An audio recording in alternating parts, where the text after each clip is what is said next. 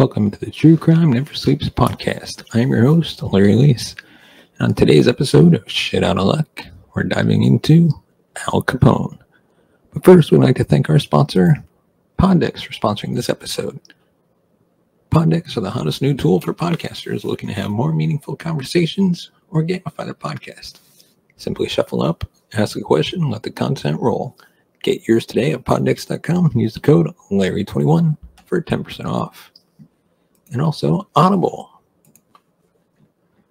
Audible is a subscription service that allows you to buy audiobooks that you can listen to on your phone. Audible allows you to choose from a gigantic array of audiobooks narrated by amazing narrators that you can listen to from anywhere. Right now I'm listening to The Dead Zone by Stephen King, narrated by Oscar-winning actor James Franco. It's the chilling story of a high school teacher who falls into a coma and wakes up with psychic abilities. All seriousness, audiobooks are great for when you're alone and want to stop with the YouTube. But hey, let me ask you this. Do you want a free audiobook of your choice with no purchase necessary? Then go to audibletrial.com/Larry21. And also, if you want to be a part of the show, you can send us a voicemail, 682-305-0483. Send us a comment on the case we covered, your thoughts on the show, anything we should change or add. Just send us a voicemail. And now on to today's topic, Al Capone. Today we bring you one of the most infamous gangsters of all time, Al Capone, or as he was known, Scarface. Born in 1899 into a poor Italian immigrant family, Capone's fate began to change early on. And by the age of 14, he had already been expelled from school and wanted to join a gang. While still in his teens, the Capone family relocated to northwestern Brooklyn to a neighborhood in Park Slope, which provided better housing for the family. But there is always the other side of the coin, the rise of Al Capone's life and crime. It is precisely at this time that Capone meets Johnny Torrio, an Italian mafia known in the criminal world for illicit activities related to extortion, and Al Capone had an interest in learning from him. So at the beginning of his career, Capone began by performing small jobs for Johnny, who quickly realized Capone's abilities and willingness. Already at the age of 18, a fight left him with that characteristic scar on his face, which gave him the nickname Scarface, something he never liked and always tried to hide from the cameras. But the press and gang members made a point of reminding him.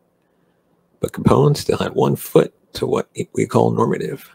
While he was running these little errands for Johnny, he was also working legally in an ammunition factory and also as a paper cutter. He was torn between the law and criminal side, but even when Johnny left Brooklyn to go to Chicago, the relationship between the two of them pervaded, until at age 19, Albert Capone, his son, was born. With the birth of his son, plus his marriage to May Coughlin just a few weeks later, Capone found himself committed to assuming parental responsibilities as he moved to Baltimore and began working honestly as a bookkeeper. Until 2 years later, his father died and he moved back to Chicago at Johnny's request, and his life took a turn for the worst. His mentor, Johnny, was at the top of the chain of business related to prostitution and illicit gambling until in 1920 there was the dry law in the USA, which meant that any production or movement of alcohol in or out of the country was prohibited.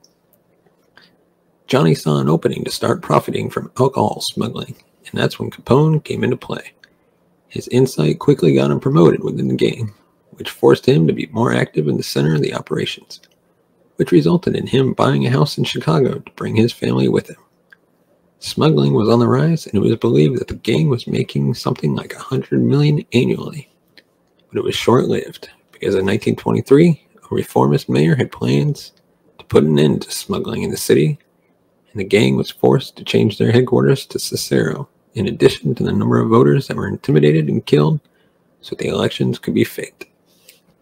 It also resulted in the death of Frank, his brother, who had been shot by the authorities in this confrontation.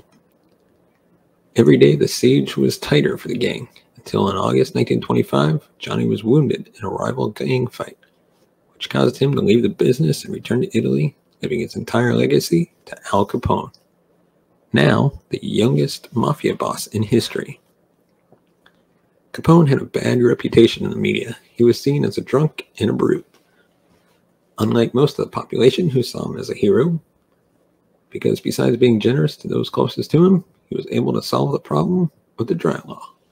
But as in other cases, this was short-lived. And now, although Al Capone lived luxuriously, he had the FBI and the police watching his every move. Because in 1926, he ordered the killing of 2 jurors who testified against him and a prosecutor who was meeting with them. In order to appease things, Al Capone appears in public to ask for peace and end the violence in the city.